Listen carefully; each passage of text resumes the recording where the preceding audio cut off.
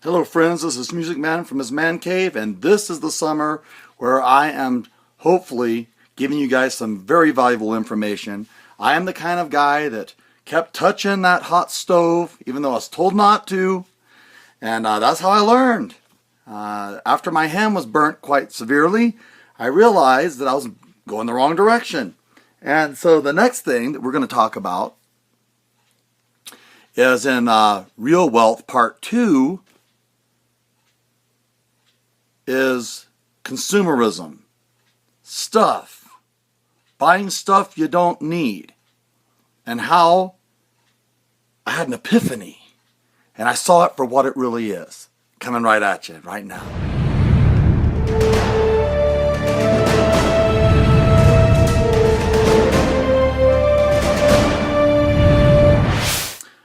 Music Man from his man cave. The second secret to real wealth is realizing that you should not be buying stuff you don't need. Now you're going to say, duh, but it's more than that. It's all dirt. It's all dirt. Think about it. Where did the house come from? Wood, sheetrock, plaster, plastics. Where do they all come from? The earth, trees. Where did that come from? The ground, dirt. It's all dirt. And people literally will sell their soul for dirt. They're selling themselves out for cheap. I mean, it's easy in our consumer-based economy to buy a lot of dirt cheap. And so we stack our houses full of it, believing that somehow it's worth value. It's not worth any value. It's very little value. It might be worth a little bit after you buy it, but most people recognize it for what it is. You know, deep down, if you really study what everything is. Oh, my car's not dirt. Yes, it is. Your car is dirt. I was at Hibbings, Minnesota. I saw where most cars are pulled. The dirt is, it showed your car before it's manufactured. Steel. Steel, under high heat, is manufactured into a car. You're driving in dirt, propelled by fire. So, the secret is what's the most valuable is liquid assets, not things you have. Not things you have. This stuff is worthless. Now, it's fun. It's fun to play with and look at. And, you know, my daughters and I every now and then really get goofy. And you know, of course, you know I'm goofy if you watched any of my videos. And so we have a good time with these things. But, and my nephew comes over and he plays with them. And it's just, they're so well made. And I do like labor, and I do appreciate the genius of making cars that are more fuel efficient and so forth. But the car is dirt. Houses are dirt. Cars are dirt. Everything around you is dirt. What's valuable? What's the most precious resources? Liquid. Water. Water is the most precious resource. It's scarce. Fresh water to drink. There's lots of water out in the ocean. But they discovered that it's not cost efficient to convert salt water into fresh water. And yet what do? We fill up swimming pools. We water our lawn. One day our kids may look back and say, Grandpa, why did you guys waste so much water on just keeping a nice lawn? And we'll say, well, son, because we were idiots. Can't tell you, anything besides that we were idiots. We didn't see the world for what it really is. A bunch of material junk, dirt. People want to have more dirt than the person next door. They stack up dirt. Put a bunch of dirt in their house. Stack it higher and higher and higher and higher. Look at all my dirt. And we're supposed to go, ooh, ah.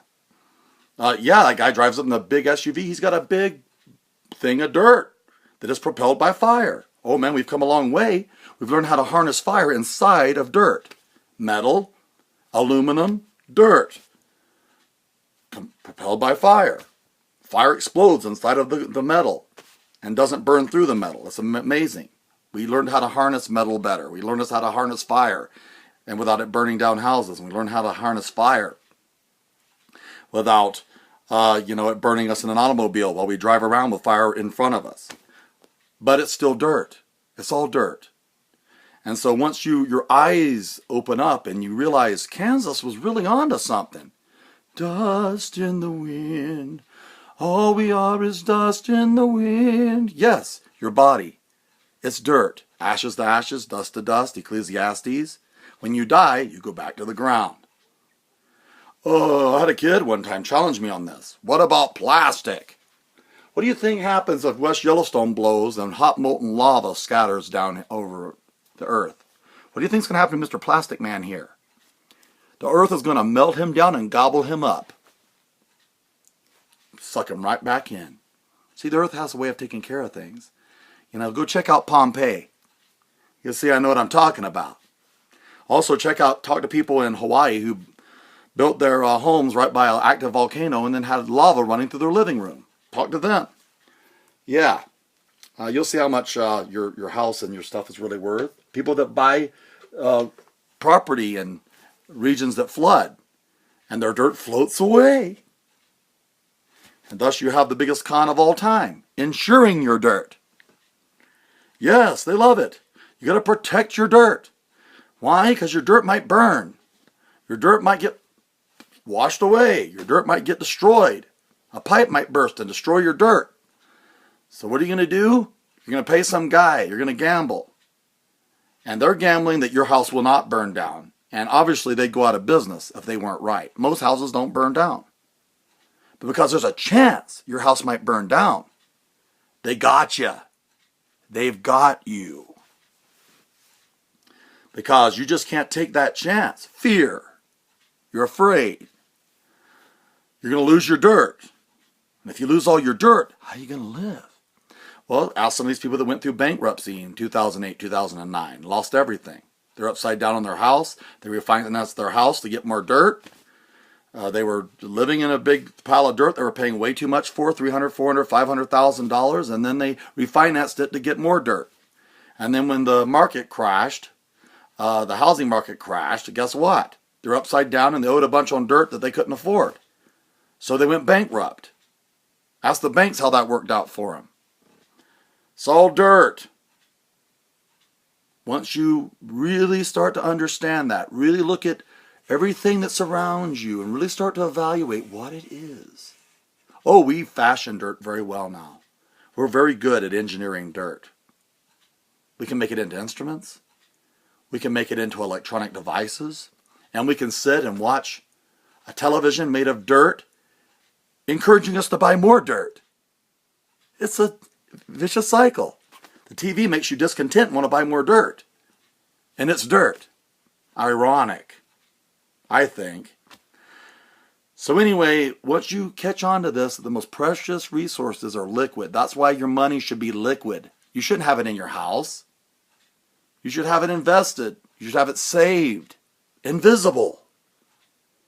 It's not really here in your hand. You don't want to have $500,000 sitting in the corner in your house. That's stupid. You want to have it invested.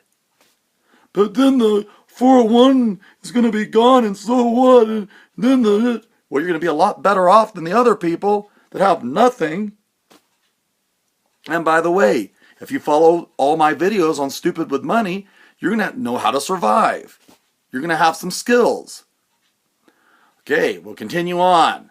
The next, Real Wealth, Part 3 is coming up. Don't waste your life trying to accumulate more dirt than your neighbor. It really is an ape's errand. See ya. Bye.